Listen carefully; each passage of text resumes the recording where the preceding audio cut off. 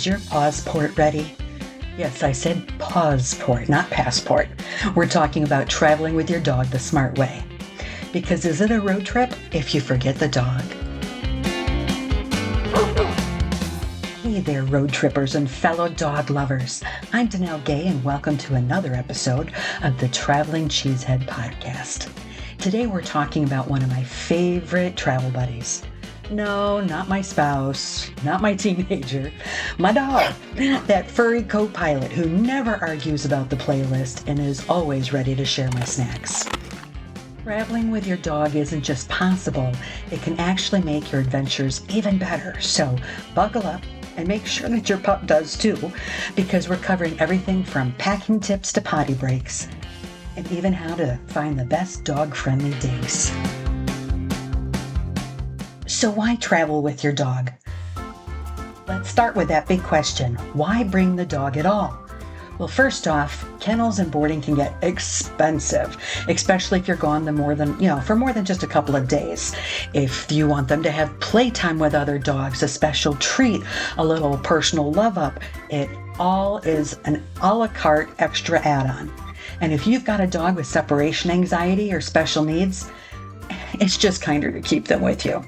And let's be honest, dogs are often more fun than some travel companions. They're always down for a hike, they don't complain about gas station snacks, and they think every rest stop is an adventure park.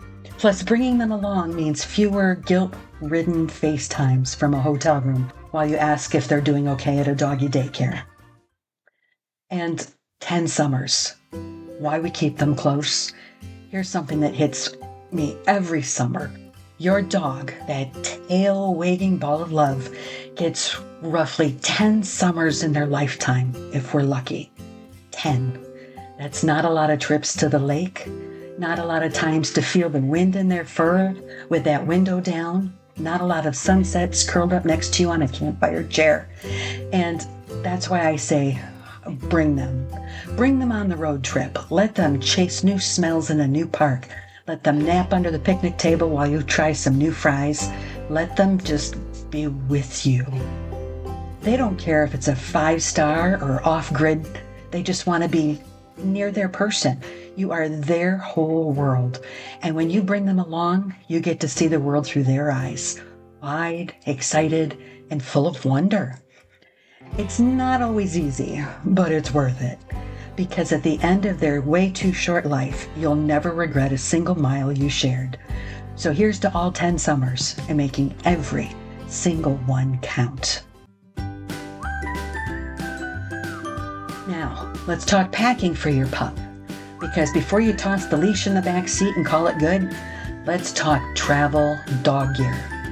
Here's your pup packing checklist. Food and water bowls. Now, I like bowls that are collapsible ones. They're great for space saving, but you want at least 2, if not 4. Does your dog need any medication? Is their monthly, flea, heart, tick medication due on your trip? Make sure you pack all of their meds. Proof of vaccines, because some places do ask for it. Not everybody likes to put the cute little charms on the dog collar. Does your pup have a favorite toy or a blanket for comfort? Our dog likes to sleep on the foot of the bed, so I always bring a blanket to cover the foot of that bed. So not only are we not putting dog hair somewhere, but it's also the dog's favorite blankie. Towel or your little paw cleaner in case you get muddy paws. Sometimes you get kind of surprised in a rainstorm. Waste bags. Now, always pack more than you think. Sometimes my dog, I love her dearly, but it's a double or triple bag or event. Make sure you have plenty of the waste bags. Do you do a travel crate? And then if you don't use a travel crate in your car, use a doggy seatbelt and a harness. You want to protect them. If there's an accident, depending on the size of your pooch, not only is it's like having a small child flying around your car, it can be dangerous for you and definitely dangerous for your pup. Now, how about a recent photo of your dog? Take that cell phone, snap a few shots. Just in case they get lost, you can show people what it looks like. And I did say flea and tick protection, because who wants to bring home souvenirs that bite? I know it sounds like a lot, but it's all about keeping your furry friend comfortable and safe. It's like packing for a toddler. So safety first here, car rides and brakes. Let's talk car rides. Dogs shouldn't be bouncing around the back seat like a tennis ball at Wimbledon. Dog seat belts or travel crates, that's the key here, not just for safety, but for preventing distractions while you drive. A secured dog is a safe dog. As for brakes, every 2 to 3 hours is a good rule of paw. Let them stretch, sniff a few trees, hydrate, and do their business. Never, and I mean never, leave your dog in a parked car, even with the windows cracked. It can become deadly in just a few minutes. And one more tip, practice short drives before the big trip, especially if your pup is new to road tripping. Think of it as a dry run or a drive run, if you will.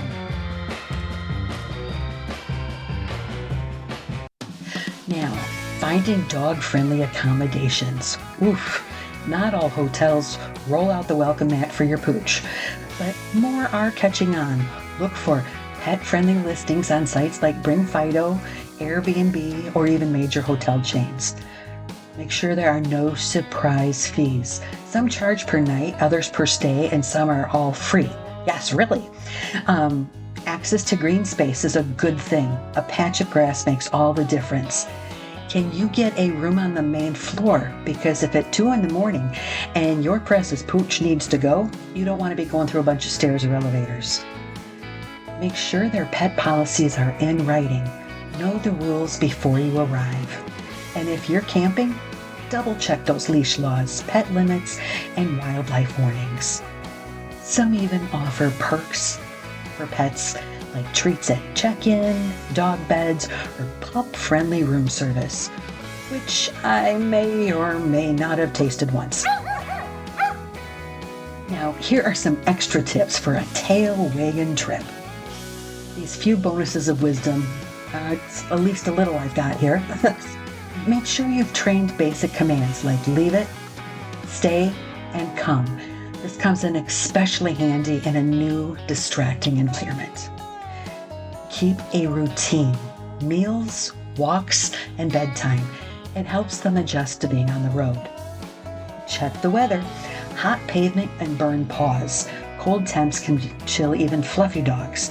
So do you need the socks or the little booties? If it's going to be snowy and people are putting that salt out, that can burn their little pads, so protect their pukas. And then be respectful. Always clean up after your dog and don't assume that everyone wants a cuddle. Remember, not every attraction is dog-friendly. Have a plan for when your pup can't come with, whether that's a pet sitting service or a shorter solo excursion. So can traveling with your dog save you money? You bet.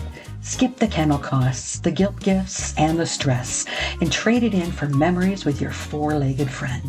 Some savvy travelers even flip the script and earn from their dog adventures by blogging, posting reels, or reviewing dog-friendly places.